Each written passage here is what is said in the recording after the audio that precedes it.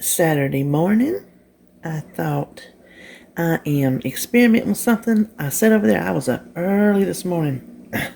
My son texted me. He's got some rowdy neighbors behind him. He said they had been up for 4 hours, nothing but cussing and screaming. Two men. He said he could hear them through his headset with the music on. He was afraid to call the cops because he's kind of scared of them. They're, that kind of people. He just kept, they kept on and on. He told me, he goes, should I call? I'm like, well, just do it and tell them you don't want them to know that it was you. Because you have other neighbors. It could be anybody. He said it was pointless. They came, they talked to him, turned around and left.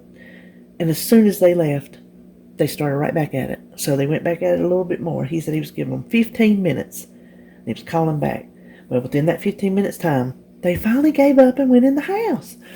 So, anyway, I was talking to him way early this morning because, he messages me because he knows he tells me before. He says, I know you're up. So if he's got anything to tell me, he'll just go and tell me.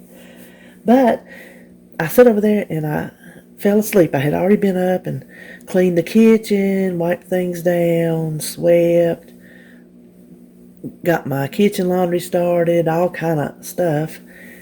And when I woke up, this was on my mind. Do y'all ever do that? You're asleep and when you wake up, just something obscure pops on your mind. French toast in a mug was on my mind, but I didn't want sweet. So I thought, I'm going to try a savory French toast in a mug. And then I thought, I'll just bring y'all along. So here we are. The first thing, get whatever mug you use. This is a mug. I have two of these, and I got them umpteen years ago at the Dollar Tree of all places. I know they make this in the Corningware, I think maybe, is the brand. And they have lids on them for the microwave. These are perfect for these mug cakes, French toast in a mug. This is what I steep my tea in, which I'm going to bring you along and show you how I set that up for the day. So anyway, these are very handy mugs for all kind of stuff. But what I did, I sprayed it, and I have 2 eggs. I've already beaten 2 eggs. And to that, I'm going to add 2 tablespoons of milk. That is just skim milk. Use whatever you want, because I don't think 2 tablespoons on any of it has any points. Now, if you get up to the creams and things like that, I'm not sure. But and I just want to add a little bit of salt. This will serve one, so remember you're eating all that salt. A little bit of pepper. And then I'm going to start adding my toppings. So I want to do, this is what I have on hand. Cheese, spinach, Canadian bacon, and onion. So that's what I want to make. I'm going to put my toppings in first, stir it around, and then we'll add our bread. So look, I'm about out of onions. So I'm going to put a little bit of onions in there. I'm not going to try to overfill it. Y'all know I have not done this before. Y'all are coming along for the test run. My spinach has gotten dewy.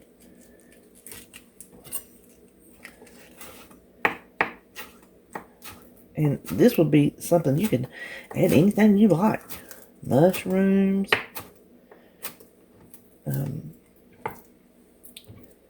I had something else on my mind. I never forgot what I was going to say. Mushrooms and something. What was I going to say, y'all? Oh, I think bacon, sausage, squash. If you like squash, maybe you like broccoli. Whatever you might like in a omelet. I mean, it's basically what it is, an omelet with bread. And then I think, because see, all this so far is 0 points. I think maybe 1 slice of Canadian bacon will be enough. Because I want to leave enough room for the bread to soak into the egg. I don't want it to be super dry.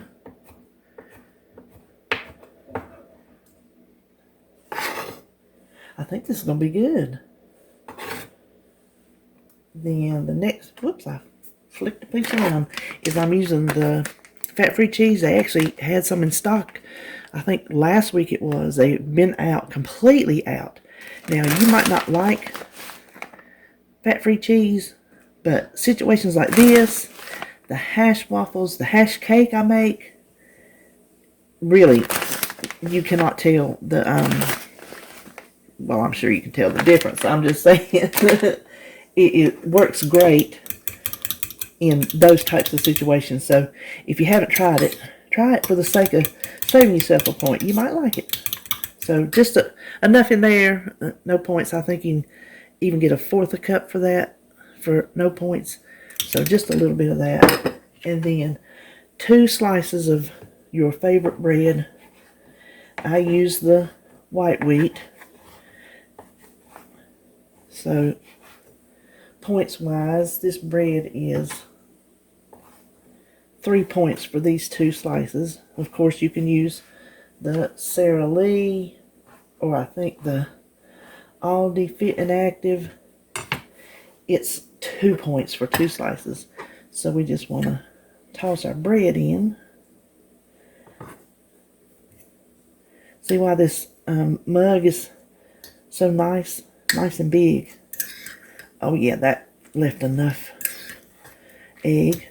That's good. So we just want to push all that down in there. Now, can you see all the bread? Everything is soaked. This goes in the microwave for 90 seconds, and I'll be back. Okay, so I checked it after 90 seconds. It was still a little loose on the bottom. I put it in there for another 15 seconds, and I'm thinking, you can see the cheese? The fat-free cheese is actually stringing. So I'm thinking after a minute, 45 seconds, it should be done. We're gonna see together. If not, we'll know to put it in there more.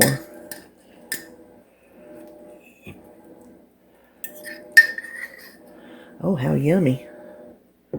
How yummy does that look?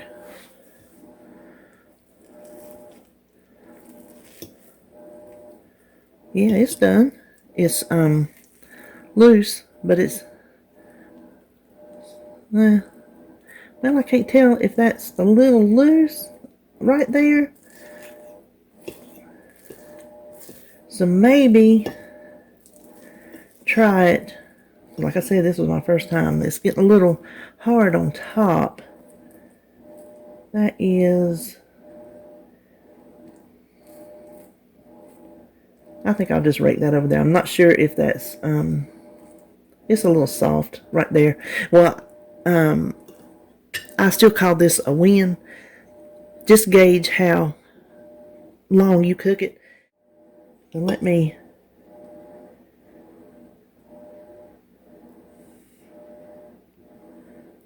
I'm going to have to let that cool before I taste it, and I'll be back. But definitely gauge your own cooking time, because this did need to go more, but it's still, that part down there didn't quite get done. What I was saying a while ago, I'm still going to call this a success. It's just we need to play with the cooking time. And y'all know, when I do these things, if they don't work out, I still bring it to you anyway, because these are little things we can iron out. I'm not going to stand here and make 6 of these until I get it perfect, when y'all know I ain't perfect. So when this cools, I'll taste it and come back and let you know. Okay, I am here to tell you, minus this little part that did not get done, this is really good. I will say, much longer, this would have been overdone on the top, because it started to dry out more than it probably should have. So what I will do next time, because I will make this again, that's a guarantee, is after the first, say, 60 seconds, I will go in at the bottom of the mug and kind of stir it around to redistribute those eggs and that wet bread, and see if that don't help. But I will be making this again. So even with all my um, bloopers, whatever you want to call this mess of a video, still is a good recipe. So give it a try. And if you get a good sweet spot in the cooking time, let me know. Now I want to show you how I get my tea ready for the day.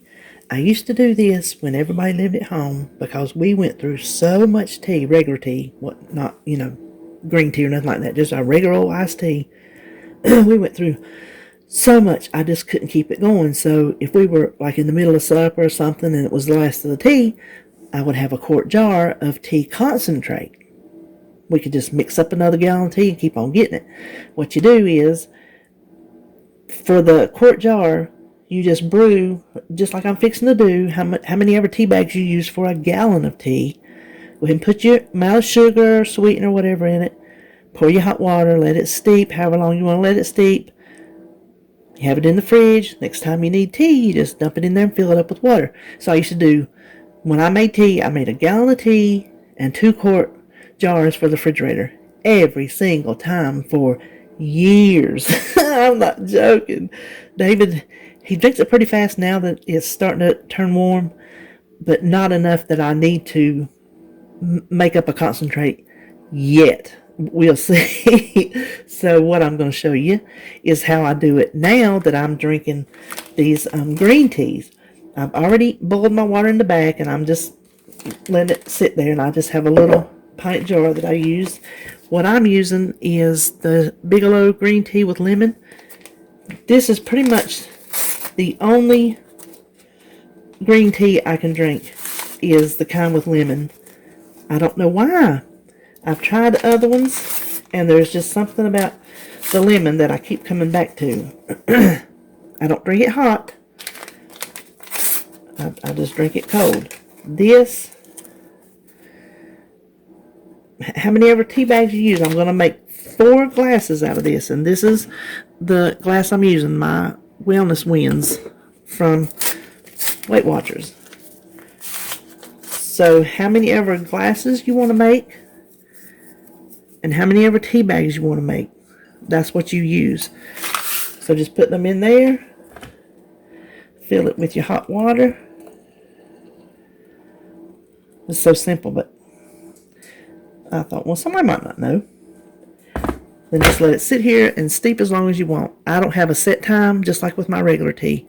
I just put it in there, go on about my business, and then when I think of it or I get a minute, then I come over and I finish it up. At this point, if you use sugar, I put the sugar in with the tea bags, but I put the sugar in, put the hot water in first, dissolve the sugar, and then put the tea bags in it, because you know sugar is hard to dissolve in cold water. If you use artificial sweetener, it dissolves pretty good. So I'd drink it unsweetened. I would probably wait until after it steeps, take the tea bags out, and then add my sweetener. Or you may choose to add your sweetener as you make your glass of tea. So I'll be back when this gets ready, and we'll make a glass of tea. My tea's been sitting about half hour-ish, something like that. So just take your tea bags out, which I just usually take them out straight over the trash can. Then, if you need to fill it up with water, go ahead and fill it the rest of the way up. You want to get as much as you can get. I just put water, that's cold water in there. I just did it for illustrative purposes. Now, if you're not ready to drink it, just put this in the fridge. I'm making a mess. Do you see that? Here, I'll grab this right quick.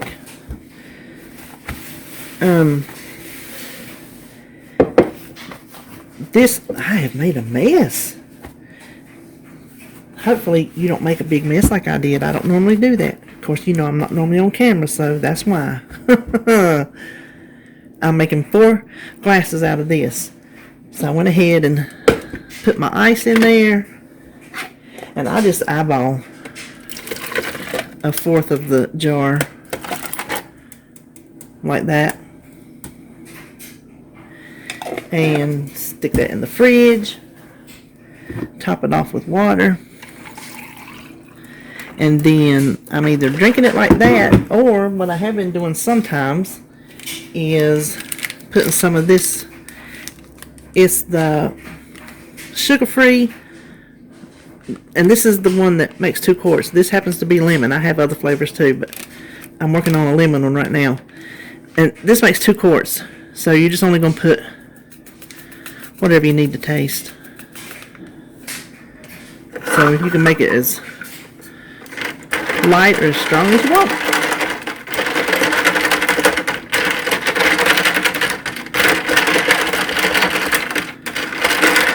Now this jar will last me 2 days because I'll probably drink 2 of these. This one, I'll probably just drink 2 of these. Then I have my water glass that I alternate with, and then I have coffee, of course. So there you go. There's how you make a 2-day supply of tea, all at one time. All right, the first thing we're going to have tonight, because we're having hamburgers, is tomato and onion jam. Now, this is a recipe. First, let me tell you, I got my pan preheated. We're going to drizzle a little bit of oil, not much. And I have a thinly sliced red onion. It was a medium.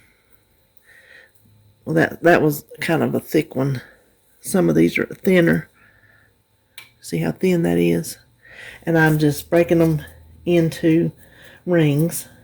Some of them, when I sliced down, they kind of went off and they're a little bit bigger, but I think they'll be okay. This is the first time I've ever made this. I was going to tell you, oh, that's getting a little hot, was this recipe comes from my best friend's teenage son. His mother has a Pampered Chef business, and so she has a Pampered Chef group. And she posted this on there a couple days ago and had a picture of him. He was in the kitchen. She said he's making his bacon, and I keep wanting to say bacon, his tomato and onion jam. And they were having it on burgers. So we're just going to add this to the oil. If it's too hot, I'm going to turn it down. I don't want them to burn. We're just going to cook these until they're soft.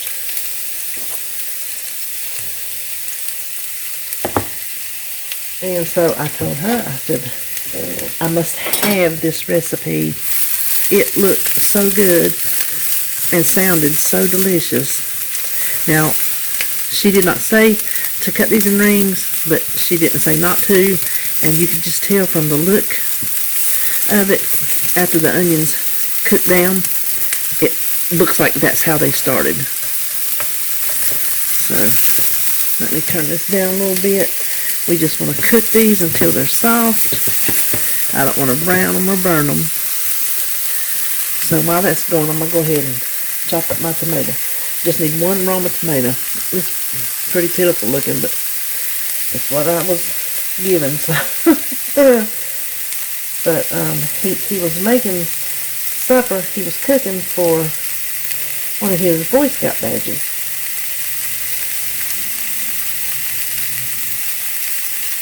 And he's in the Boy Scouts.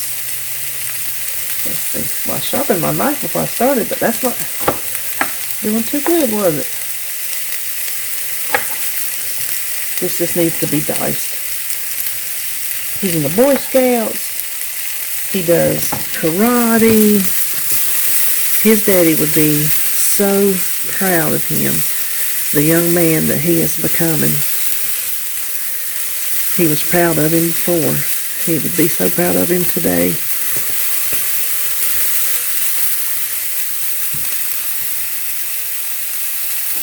Listen, he was his little mini-me. I look at him today. I see pictures of him. He looks so much like his daddy.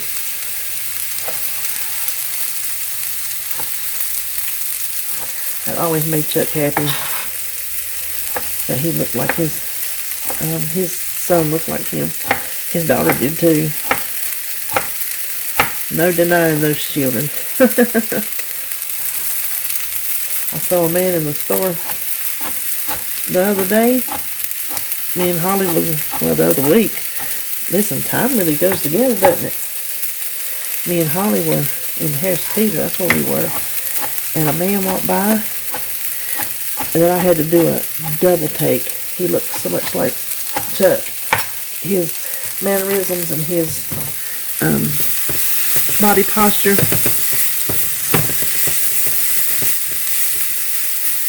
Okay, I'm just going to go off camera and let these onions cook until they're soft, and then I'll be back.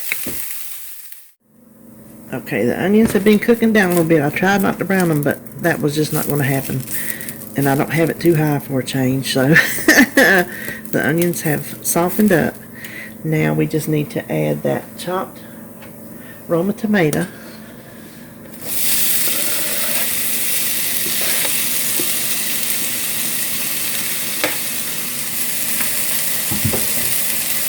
Stir that around a minute. And then turn it down a little bit more. She says 2 to 3 tablespoons of balsamic vinegar. This is just some that I had found at, I was going to say Big Lots, not Big Lots. Aldi's. I'm going to do 3.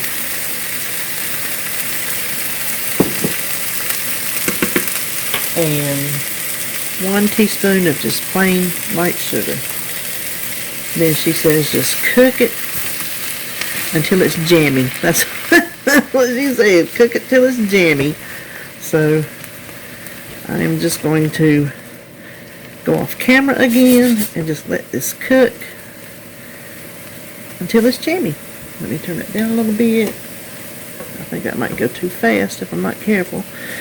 Oh, the smell of that vinegar is insane. I love vinegar, and the smell is just, oh my gosh. I cannot wait to put this on my burger. I'll be back when it gets done. I'm going to try to look at the clock right now and tell you how long it took.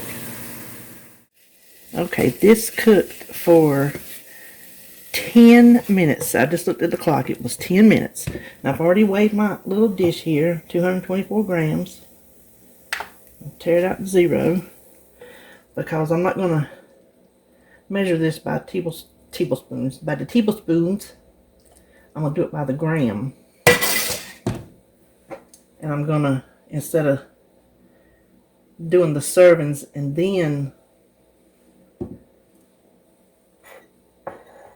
deciding how much I want, I'm going to see how much would go on a burger, and then I'll see how many servings it is. The only points in it, I forgot to look up how many points a teaspoon of sugar is.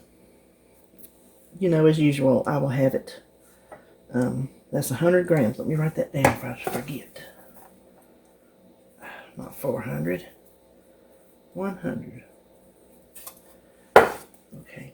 Now, let's see what we think will go good on a burger. I think it needs a lot. I think this is only going to be a couple servings, just to tell you the truth.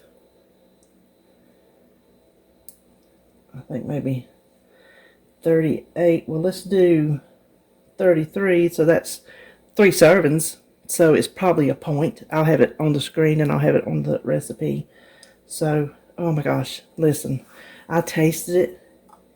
I'm going to leave that there since it's already weighed out. It is so good, y'all.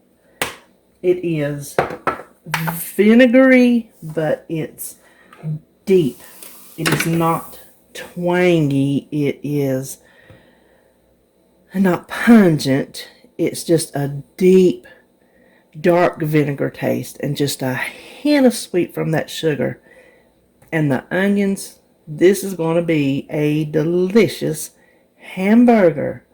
So the next thing we're going to do is a recipe from Denise over at Dish with Dee. It was in their cookbook that her and Joan sent me from their church, and it's for onion patties.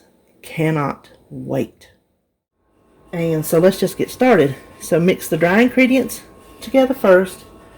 It is, and I got my cookbook over here on the side because I don't want to forget what's in that bowl. But this is 3/4 of a cup of plain flour. In here we have a tablespoon of sugar, tablespoon of just plain cornmeal, 2 teaspoons of baking powder, and the recipe calls for 2 teaspoons or less of salt. So I'm just starting with a teaspoon because David, he's not big on salt, so I can add more at the table if I want to. So this is just like mixing up a onion ring batter.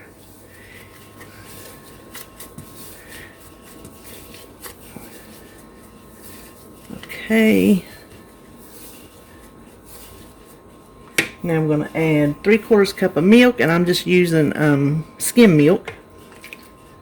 Now I'm not sure how many this is going to make until I get over there and start making them.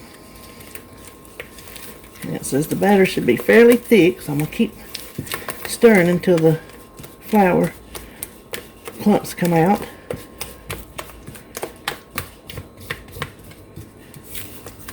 We like those vegetable nests that you get at Trader Joe's, and they taste like onion rings because I think potatoes and onions is the main ingredient, and we always say they taste like onion rings. So when I read that this tastes like it, I'm like, oh, maybe we have found a substitute for those patties from Trader Joe's. Okay, now here is my batter. I got most all the lumps out. Kind of looks like a cake batter. Now you need 2.5 cups of finely diced onions, and I put these in my Ninja food processor. Turns out this was 2 medium onions, medium to large, and when I processed them and measured them out, it was almost 2.5 cups on the dot. Oh, this is going to be delicious. Okay, so there is our batter. Now let's go to the other side of the kitchen and see if the grill is ready. Okay, it was ready. It's flashing now. It was ready, and I picked it up to pull it towards me, and it turned off, so now it's blinking like it's not ready, but it is. This first time I've got to use my flat griddle pan. I don't, is that what you would call it?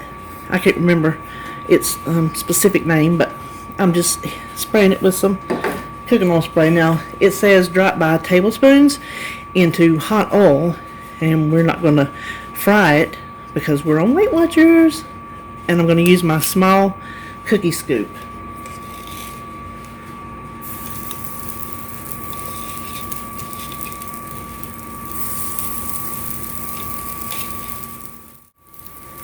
Okay, that's how many?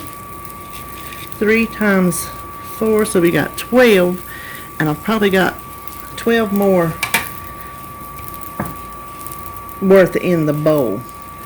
I figured up, because like I said, I wasn't sure how big they were going to be, and so when I built the recipe, I made it for 12, and it came out to 1 point each. So if we do get another 12, or say 10, that's going to drop it considerably. Whether there'll be 0 or not, I think you'll get more for that 1 point. I don't remember how many you get for 1 point with 12. But anyway, we're going to let these brown on the bottom and carefully flip them over.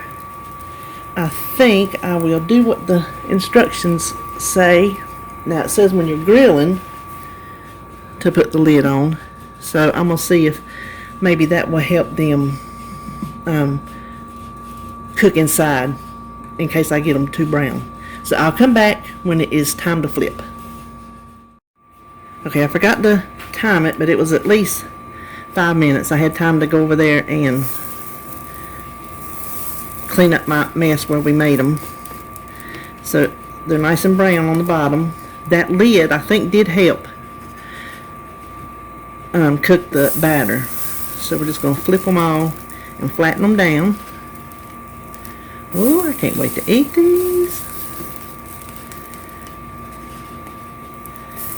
Because y'all know I like patties. I like okra patties. I like squash patties. I need to make some squash patties this summer. Okay, so it was probably another 5 minutes, and I think they are done. My ice maker is fixing to drop some ice.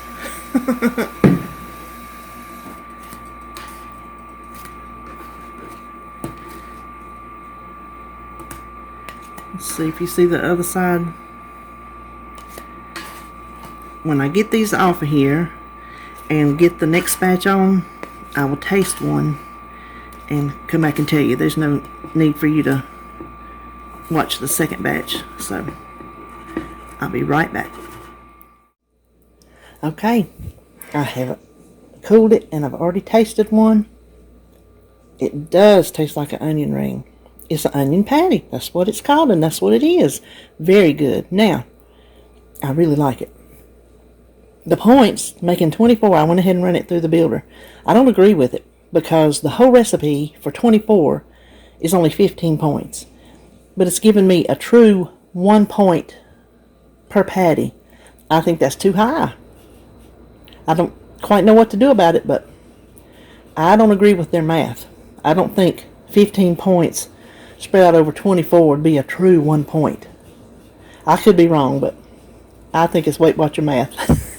And I don't like it. So anyway, let me show you. I'm reaching over my, see how it got done in the middle? Nice and moist. Okay, there you have it. Dish with these onion patties. Now, I'm going to go have me a delicious hamburger with these on the side and some tomato onion jam on top. Okay, I'll talk to y'all later. Hope you have had a great day.